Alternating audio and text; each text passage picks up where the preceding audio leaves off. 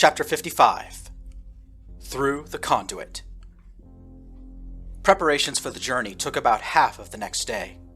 While Hanakon recuperated in sickbay, the Eventide volunteer and commandeered Kaldorix set a course for the Necropolis, which was located at the border of the Khanate and Bayou Trade Organization. Just before reaching the hyperlane back into MSI territory, the Mirage returned.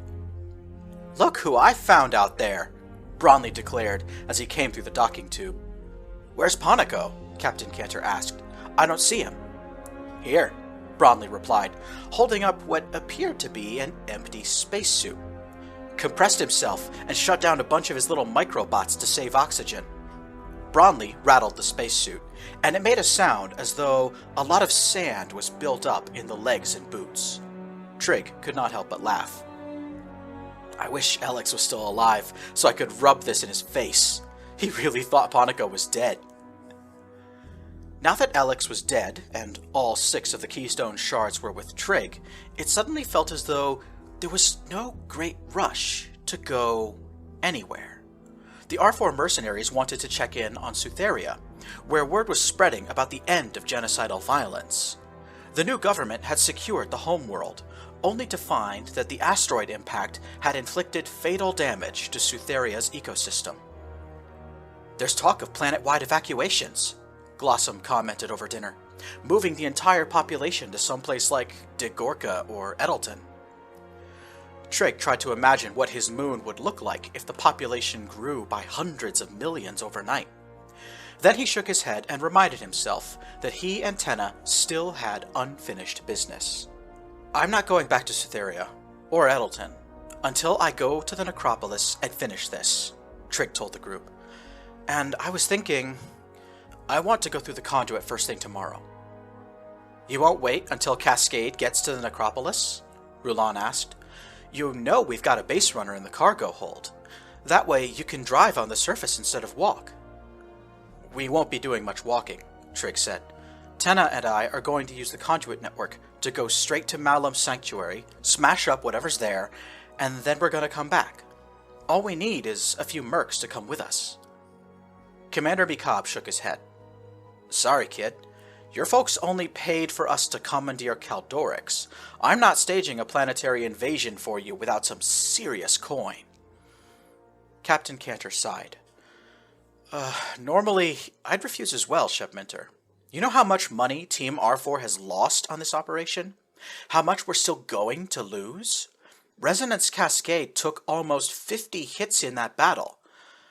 Patching her up is going to clear out all of our accounts, and we were all hoping to get out of this business someday when we had the funds. "So, you're not going to help?" Trig said. "I didn't say that," Cantor replied, folding his arms. "But no matter what happens, my team can't help you after this. We've done our part, and we're ready to get out." Looking around the room, Trig could see the undercurrents of exhaustion from all the mercenaries. The group had reached its collective limit. "I'll wake up Ponico. He'll pick 2 mercs to join him, and then, yeah, you can go through the Conduit tomorrow morning. We'll finish packing all of your weapons, food, and suits, just in case this turns into a long trip." That night, Trig had a hard time getting to sleep. When he did, he seemed to fall into the dream world. The first thing he noticed was how silent everything was. The river and wind still moved as they always did, but noiselessly now. After looking around for a moment, Trig spotted the 5 Sutherian gods. Ariha, Phaom, Kumase, Ray, and Saida no longer looked like Sutherians. Trig could clearly see the psionic life forms they always were. Trig folded his arms and glared at the fake gods with contempt. "Here to offer more help that isn't really help?" he asked. "No," Ariha said. "We've come to beg for our lives." And all 5 of the gods knelt down in front of Trig. "We see your path will soon take you to Ralpakin's sanctuary. To the place where he plotted our own demise, Saida began. There are many tools of his grim work still there, Ray said, including the device that would have been the instrument of our destruction, Phaeom added. You have seen similar such devices already, Kumase explained. The broken gate behind you is but one of 6 Malum Ralpakan constructed. They're all networked together, Trig said, like the conduits. Yes, Phaeom said, but the broken gate found in Ralpakan's sanctum is special. It, too, has a key, much like the one you now carry. Another key? Said a voice next to him. Tenna had arrived. Trig stood to one side so that she could be on equal footing with himself. Yes, Phaeom went on. The keystone you hold grants access to the sanctum. The second key gives you control over the broken gates. The second key is the greatest danger, Kumase said. It is alien to your reality, brought from elsewhere by Ralpakan during his journeys. It must be destroyed. Without the second key, the broken gates are useless, and all threat to ourselves and those beyond our world is extinguished. Will that be the end? Trig asked. If we destroy the key and shut down the broken gates? No. The answer did not come from the gods. It was Tenna who spoke. We're not done yet, Tenna said. Remember the prophecies we got on Sutheria? We're not done yet. There it was, that strange expression on Tenna's face. Trig could not figure it out. Something was going on in her mind. Before he could attempt to understand, Tenna continued speaking to the gods. We'll do this. We'll put an end to Malum's work. Then we can leave all of this behind us. The gods nodded, then faded from view. Tenna turned to face Trig. She looked very uncomfortable, and an awkward silence fell between the two teens. Trig did not know what to say. He briefly considered reading Tenna's mind, but thought better of it. An intrusion would be noticed. For that matter, Tenna showed no signs of prying around in his own head. After a moment, they both said, I'm sorry. Trig stammered. Wait, really? For what? Tenna turned red. Well, yesterday was... you know. What? Trig asked. We got the last keystone shard yesterday. Not much else happened. Yesterday was stardate 9977.06.030, Tenna mumbled. Your birthday. The air went out of Trig's lungs. He had completely forgotten. He was 14 years old now. How did you know? He stuttered. Found it the first time we read each other's minds, Tenna replied with a shrug. I wanted to do something special for you yesterday, but, well, Hanakon and the keystone and all that happened. Oh, Trig breathed. Well, your birthday is on stardate 9977.09.11. That's plenty of time for me to repay you for being so kind. Tenna took a deep breath, then stepped closer to Trig.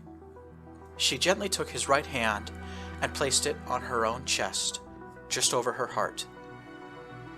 This is my gift to you, okay? She whispered. Trig wanted to pull Tenna into a hug, and she must have felt the same way because both youngsters did the same action at once, embracing tightly with Trig's hand caught between them. Trig could feel Tenna's heartbeat. Then, a gentle wave of warm and refreshing psionic energy emerged from Tenna's body. All of the aches and pains of recent battles faded away from Trig's body. The dream world around him faded from view. All thoughts of the coming challenge and previous struggles were whisked away from his mind. The only thing Trig could feel was Tenna's body pressed against his. her heartbeat echoed in his chest. Trig had never kissed a girl before, but if he had, he would have recognized that electric sensation building up inside of him, that charge of powerful emotions that always comes with the first ever experience of romantic intimacy. Instead, those sensations overwhelmed him, and Trig felt as though he would drown in this newfound euphoric pleasure. Somehow, this moment ended too soon, but also lasted for an eternity. Trig and Tenna pulled apart, her hands lingering on his. She started to say something, but before Tenna could form the words, both teens were suddenly and violently pulled out of the dream world. "Wake up!" Bronley yelled in Trig's face. "We've got to move, now!" "What's going on?" Trig asked groggily as he extracted himself from a sleeping bag. "Tenna's little stalker broke out of the brig. We can't find him," Bronley said. "Appia's missing too, and there's 5 dead Vigilo mercs on the deck below us. Throw on a pressure suit now. We're sending you through the conduit." Trig dressed quickly and grabbed the keystone. Stuffing it in his pocket, Trig noticed that he was starting to feel that sense of impending doom that had previously been a warning of bad things to come. Unable to find his SMG, Trig grabbed the pistol Appia had given him several months back and followed Bronley to the conduit chamber. Tenna was already there with Selborne. "I have a stalker?" Tenna was saying. "When did this happen?" "No time," Selborne replied. "We're going to guard your backs and make sure that freak doesn't follow you through the gate." "We'll be waiting for you to come back here," Bronley added. "We're also sending the Cascade ahead. They'll be in orbit over the Necropolis in a matter of days if you get stuck there." "What about Ponico?" Trig asked. "Still in sickbay. We'll send him along when he's ready to fight," Bronley said. "Now go!" Trig and Tenna each took a backpack of supplies from the mercenaries, checked their weapons, and gave one another a final look. "Okay," Trig said. "Let's do this." Trig and Tenna checked their pressure suits one last time and then donned their helmets. The teenagers backed up, filled their minds with thoughts of the Necropolis and a desire to go there, and then took a running start. As soon as the teenagers crossed the conduit threshold, they vanished.